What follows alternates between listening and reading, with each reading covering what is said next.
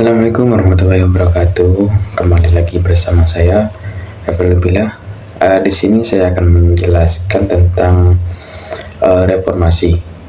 Apa itu reformasi dan bagaimana reformasi itu bisa terjadi. Sebelum lanjut ke videonya, jangan lupa like, komen, dan subscribe ya. Kita intro dulu guys.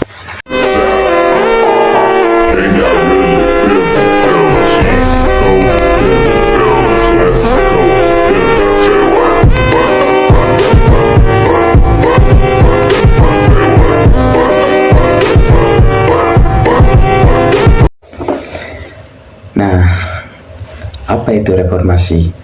Reformasi adalah titik balik, titik di mana Indonesia itu mulai membongkar sistem lama yang busuk dan mulai membangun ulang, lebih adil, lebih demokratif.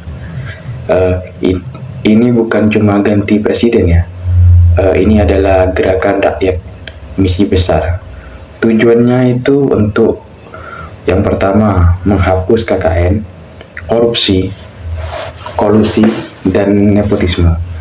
Yang kedua itu menegakkan demokrasi, kebebasan pers, pemilu yang jujur, dan yang ketiga supremasi hukum. Hukum berlaku buat semua, bukan hanya si kaya gitu. Yang terakhir, yang keempat, desentralisasi. Itu memberikan kekuasaan lebih ke daerah, bukan hanya Jakarta. Dan yang paling penting, suara rakyat bukan cuma dekorasi, tapi penentu arah bangsa.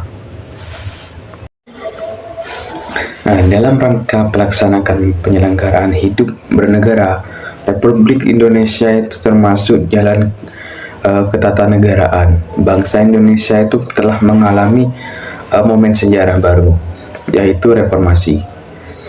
Gerakan reformasi terjadi sebagai akibat krisis yang bersifat multidimensi.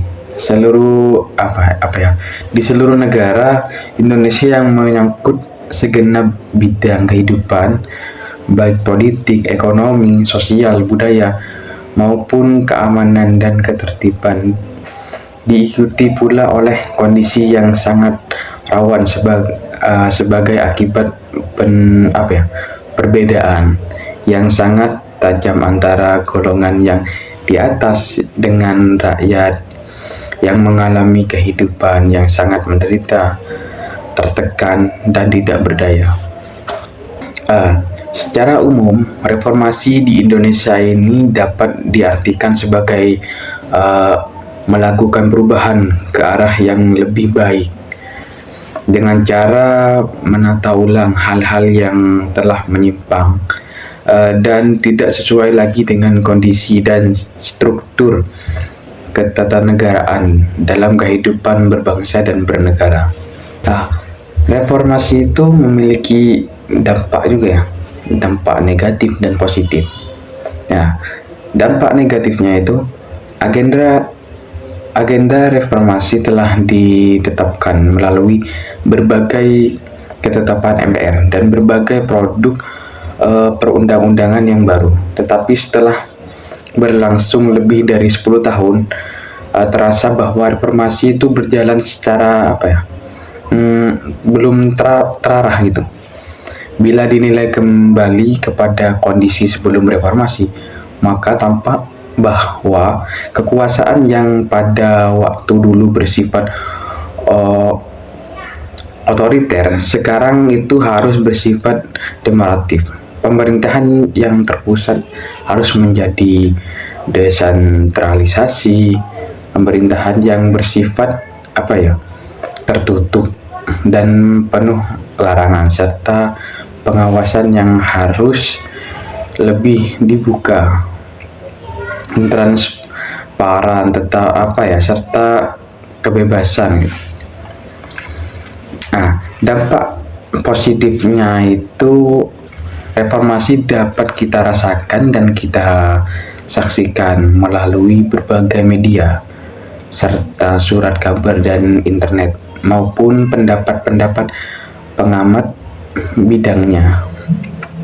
munculnya suasana baru yang tidak bisa kita saksikan. Di antaranya terdapat beberapa press, beberapa akademis, kebebasan berorganisasi, dan nilai-nilai yang selama ini itu belum pernah ada, termasuk beberapa pemikiran dalam memperjuangkan pembebasan tahanan politik maupun narapidana politik.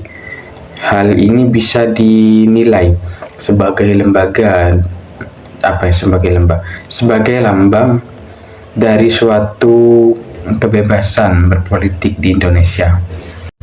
Nah, reformasi bukan hal yang mudah dalam pencapaiannya, tetapi juga cukup banyak makan waktu. Berbagai macam paradok kita hadapi dan saksikan bersama.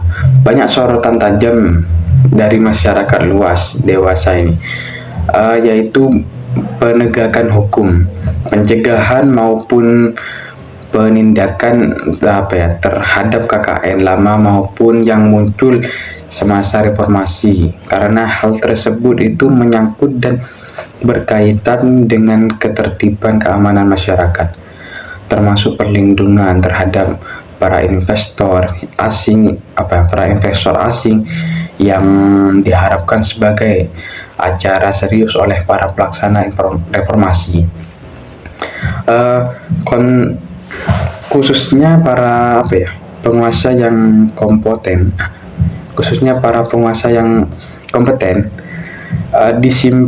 di samping itu sangat didambakan lahirnya good government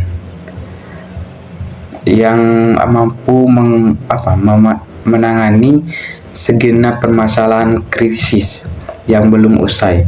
Hal ini juga akan dibantu oleh seluruh publik melalui organisasi kemasyarakatan dan organisasi non-pemerintah yang ada pada dewasa ini belum banyak menyadari keberadaan ruang publik yang diperuntukkan bagi mereka dalam beraksi dan berkarya, ikut membangun dan memperluas kemampuan good governance tersebut. Sebagai suatu paradigma, Pancasila merupakan model atau pola berpikir yang mencoba memberikan penjelasan atas kompleksitas realitas sebagai manusia personal dan komunal dalam bentuk bangsa. Yang menjadi paradigma justru sila-silanya, karena sila-sila tersebut mengandung sejumlah nilai yang satu dengan yang lainnya saling melengkapi itu. Pancasila sebagai paradigma juga berada pada posisi pembangunan sosial yang meliputi segenap bidang kehidupan serta politik, ekonomi, sosial, budaya, dan pertahanan keamanan juga di bidang ilmu pengetahuan dan teknologi serta hukum dan hak asasi manusia. Di bidang politik, Pancasila menjadi kerangka acuan, kerangka proses, tanda pembangunan politik. Pancasila juga melakukan pemikiran, gagasan, konsep, evaluasi, serta tindak lanjut bagi bidang politik kenegaraan. Pancasila juga merupakan landasan dasar negara dan dijiwai oleh nilai rakyatnya yang dipimpin oleh hikmat kebijaksanaan dalam permusyawaratan perwakilan. Mungkin cukup sekian yang bisa saya sampaikan, kurang lebihnya mohon maaf. Wassalamualaikum warahmatullahi wabarakatuh.